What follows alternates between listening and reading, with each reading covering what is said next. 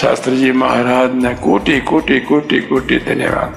અક્ષર પુરુષોત્તમની સનાતન ઉપાસના સ્થાપીને બ્રહ્મ ભાવે ભજન કરતા આપણને શીખવાડી દીધું. જીવનનો એક ધ્યેય છે, હું ગુણાતીત તો નારાયણ, હું અક્ષર તો પુરુષોત્તમ. ભજન વખતે, દર્શન વખતે, સેવા વખતે બેઠા હોય ત્યારે આ એક વિચારમાં રહેવાનું છે. જ્યારે ધૂન કરીએ ત્યારે સ્વામિનારાયણ સ્વામિનારાયણ જ્યારે બોલવાનું શરૂ કરીએ, એક ભાવ અખંડ રાખવો. સ્વામી એટલે ગુણાતાન સ્વામી યોગીજી મહારાજ, હું તે છું, સ્વામી હું છું, નારાયણ તું છું. એવા પ્રકારનો ભાવ કલ્પીને પછી ભજન કરવાનું. પોતાની જાતને ગુનાતીત ન માને અને પછી ભજન ન કરે તો એનું ભજન પ્રભુને સંપૂર્ણ પહોંચતું નથી. એટલે નક્કી કરી નાખવાનું દેહ મારું સ્વરૂપ નથી, દેહ એક મીડિયમ છે જેના મારફત પ્રભુ અક્ષરનું શરીર બંધાવાનું એક માધ્યમ છે. દેહ તે હું નથી જ, હું આત્મા છું, દેહ ઇન્દ્રિય અંતઃકરણ હું નથી.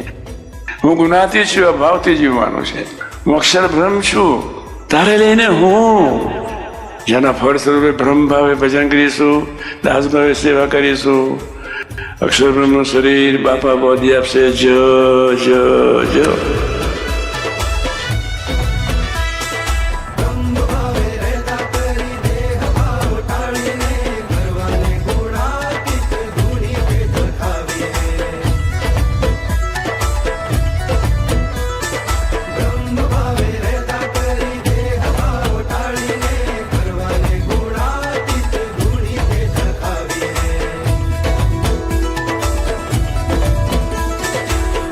સ્વામી છું માની તુજમાં નારાયણ નિહાળીને.